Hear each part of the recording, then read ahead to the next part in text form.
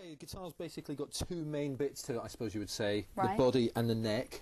I'll start at the neck end. Okay, here we've got the neck here, where we do most of our playing. This is a headstock. Headstock. Headstock at the top, which is actually on this guitar part of the neck, so carved out of the same piece of wood. Can it sometimes be different then? Rarely. Right. So it's all one piece, really. You've got machine heads here, which are the tuning pegs. So you tune your guitar with these pegs here. So these will tighten or slacken the strings, sharpen them if it's tightening, or flatten them if you're slackening the strings.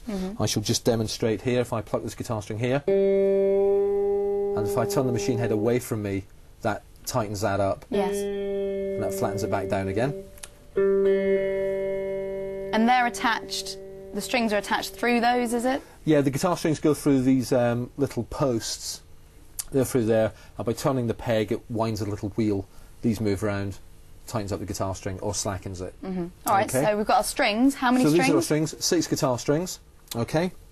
Coming back down the neck, we've got the frets. As we move up the fingerboard, or the neck, the notes go up. There's a semitone between each fret. Okay. That's up. That's back down. Right. Okay. Which brings me to the frets and the guitar strings. 6 guitar strings, as you say. The low E is the one nearest me, not the one nearest the floor. Right. So a lot of people continue to say the bottom string, but that's actually the top string. Okay. So everything we describe in terms of up, down, low, high is all to do with pitch. So not positioning? Not positioning at all, purely pitch. So that's the top string because it's got the highest pitch. Yeah. And that's the lowest string with the lowest pitch. All right, and that's, if we look at those strings, the lowest one is a lot thicker. It's a thicker guitar string, yes, definitely, quite a lot thicker. And they get thinner as you work towards the top string. Okay. Are they numbered? They are numbered indeed. The low string is number 6, and then moving across 5, 4, 3, 2, 1. Top string is string number 1. And their note names are E, A, D, G, B, and the high E. There's 2 octaves between the bottom E and the top E. All right, I was going to say, what's the difference between 2 that? octaves 2 between octaves. those. That's correct. So there's your 6 guitar strings, low E to high E, and the names in between. Which brings us down to the body of the guitar. On the body, probably the most obvious thing is the pickups. The pickups, what do they do? The pickups are effectively microphones which are just sitting underneath the guitar string, like literally holding a little microphone underneath your guitar strings, picking up the sound from the vibration of the guitar strings, sending it down the cable into the amplifier, which I'll speak about shortly. All right. But it goes down the cable into the amplifier, and as you can see on here, I've got more than 1 pickup. Some other guitars will have 3 pickups, some will have 2. Some guitars actually do only have 1 pickup. Why do you have 2 pickups then? What's Usually the there is more than them? 1 pickup, and the reason is to create various tones from your guitar.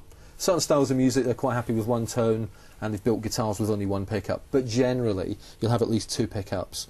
Now, if I strum my guitar over by the neck, it's quite a warm, mellow sound. If I strum down here by the bridge, where the strings are fastened, it's quite trebly. Quite bright. Yeah, distinct difference between quite a difference in tone there. Similarly, whatever pickup is working, if it's a pickup by the neck, you'll get quite a warm tone.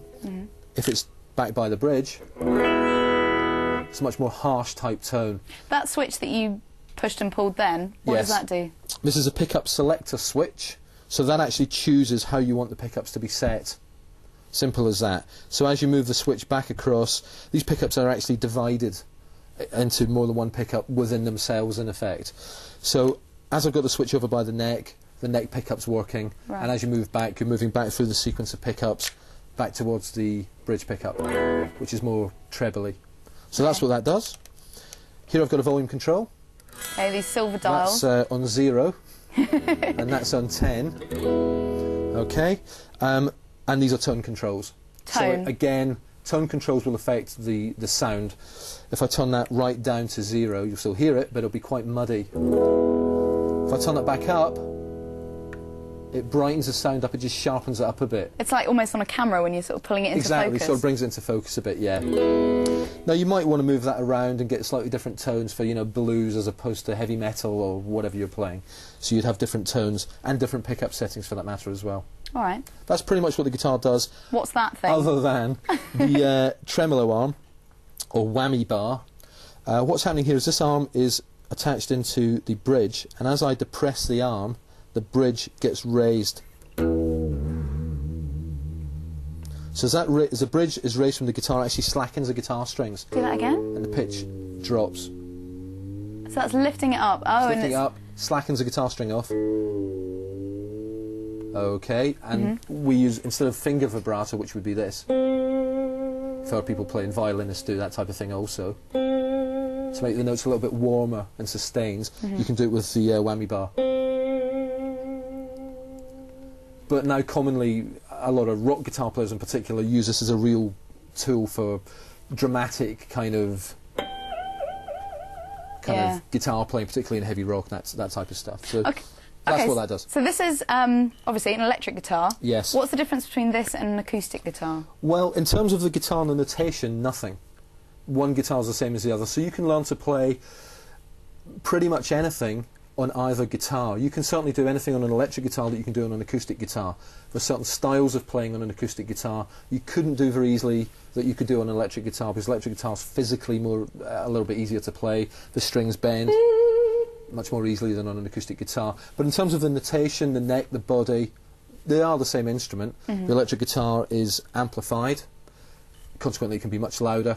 But it also means by using the amplifier that we can have a greater variety of sounds, whereas an acoustic guitar is fundamentally a one-sound guitar. Okay, so people at home that are following the Gigajam Essential Guitar Skills course Part 1, if they haven't got an electric guitar, they can still play along with an acoustic? Yeah, I mean, with an acoustic guitar, certainly there's lessons, I think up around about lessons 7, 8 and 9, where it really is the type of guitar playing you would do on an acoustic guitar, strumming, chords, that type of playing.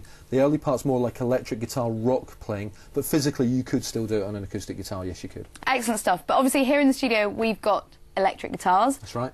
And with those we need an amplifier. We certainly do. Talk me through it. Okay, this amplifier here is a fairly standard guitar amplifier, I think similar to what most people will probably have. They may have amplifiers a little bit smaller, a little bit bigger, but it'll probably work in much the same way, I should think. It's a 2-channel amplifier. What that means is you've effectively got 2 amplifiers in one amplifier, if you like. One channel you can set up as one type of sound, the other channel you can set up as a completely different type of sound. So there's 2 channels but only one instrument going in? Correct. Channel 1 here is my clean sound, which is what you would expect a guitar to sound like. Nice clean sound. Volume, bass, middle, treble. So you can obviously adjust those to your personal taste. Right at the far end here we've got reverb. If I take the reverb off completely and play my guitar, it sounds quite dead, very much here in the room. Yeah. If I turn the reverb up to a ridiculously high level, just to demonstrate, sounds like I'm in a dungeon or a very big room of some description. Very echoey. Quite echoey. So if I turn that down a bit, but it's quite nice to have a bit of reverb on there. Most people will have that on their amplifiers, I would expect. That's basically channel 1, the clean sound. All you've got is a bass, middle and treble and the volume. Channel 2. That channel 2, clicking my little button, which swaps over to channel 2. It sounds kind of hummy already. It already sounds like something more dramatic is going to happen, doesn't it? It does. My little light has turned to red, so you can see at a glance if you're playing what sound you're on, if you're in a moment of silence and you're about to play. The main difference on this channel is the gain. Now if I turn the gain right down and then begin to roll it back up, you can hear that overdrive or distortion, as we call it, beginning to kick in. So you get this kind of very rocky, very darkness. Very darkness rock kind of sound, exactly. We've still got the treble, we've still got the bass, we've still got the volume, but the main thing is that the higher you turn up the gain, the more of that distortion you will get.